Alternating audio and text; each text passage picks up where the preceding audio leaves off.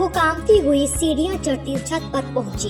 Phone बजने लगा। एकदम से उसने साइलेंट का बटन दबाया और सीढ़ियों की जानिब देखने लगी। जावेद वो फोन उठाते हुए बुखलाए अंदाज में बोली, मैंने सब सामान तैयार कर लिया है, तुम कहाँ हो? बोलते बोलते उसने सीढ़ियों की तरफ देखा।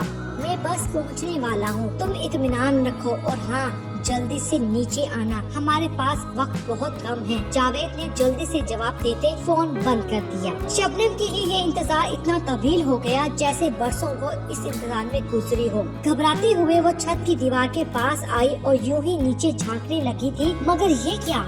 उसका दिल लम्हे के हजारवें हिस्से में जैसे रुक सा गया हो। जावेद गली के नुक्कड़ पर बाइक पर अपने दो दोस्तों के साथ था और उसके दोनों दोस्त बाइक से उतरकर एक साइड पर हो गए और जावेद का रुख शबनम की घर की जानिब था। शबनम ने दोबारा अपना फोन निकाला और जावेद का नंबर मिलाया। छूते ही जावेद ने बोला, जल्दी नीचे आओ, मैं आ गया हूँ। और हाँ देखो, अपना जेवर और नकदी साथ लिया है ना? तुम अकेले आए हो ना? शबनम ने उसके सवालात को नजरअंदाज करते हुए पूछा। हाँ, मैंने अकेले आना था तो जाहिर है अकेला ही आया हूँ ना? जावेद झंझलाते हुए बोला, तुम फौरन आओ, वक्त कम है। वो घड़ी की तरफ देखते हुए दोबारा बोला, मगर शबनम पर तो जैसे सबूत तारी हो गया। तुम सच कह रहे हो, तुम अकेले आए हो?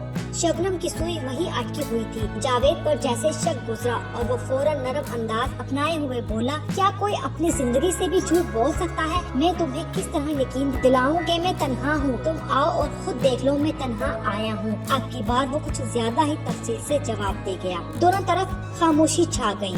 शबनम की आवाज ने खामोशी तोड़ी तो जैसे जावेद पर हैरत का पहाड़ टूट पड़ा। वो कांपती आवाज में बोली, चले जाओ और अब दोबारा कभी मेरे घर का रुख ना करना। अगर तुम यहाँ आए तो जान लो, मुझसे बुरा कोई ना होगा। उसे अपनी आवाज किसी खाई से आती महसूस हुई। कौन सी दोस्त थी मेरी ऐसी जिसने मुझे तुमसे मिलने से ना रोका हो? मगर मैंने किसी की ना सुनी। यहाँ तक अपने माँ बाप को धोखा देने चली थी। उनकी आंखों में धूल झोंक कर मैंने तुम्हें अहम जाना और तुमने आज बता दिया। मुझसे बढ़कर कोई पागल हो ही नहीं सकती। बेदर्दी से वो गाल रगड़ती काल बंद करने लगी। वो गोया हुआ, तुम अगर मेरी असलियत जान ही चुकी हो तो सीधी तरह जेवर और नकदी मुझे दे दो, वरना मैं तुम्हारी तस्वीर सोशल मीडिया पर डाल दूंगा। फिर तुम किसी को तो क्या अपने घर वालों को मुंह दिखाने की काबिल ना रहोगी।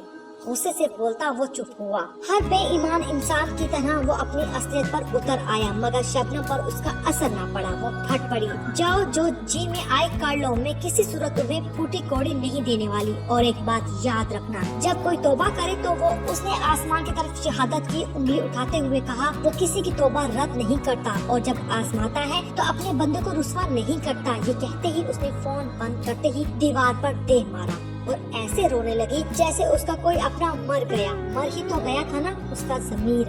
क्या होता अगर मैं छत पर ना आती और उसके दोस्तों को ना देख लेती? यकीनन मेरा भी जिक्र इन लोगों में होता जो अपने वालिदैन की नाफरमान होते हैं, दर दर की ठोकरें खाने वाली, जिन्हें भी कभी इज्जत नहीं मिलती, जो माँ बाप की इज्जत को उसकी दहलीज पर रोन कर अपनी ख्वाहिशात के पीछे घर से निकलती है। पछतावे के आंसू बहाती वो अब सीढ़ियाँ उतरते नीचे आ रही थी, जैसे सदियों का बोझ उसके कंधों पर आ पड़ा हो।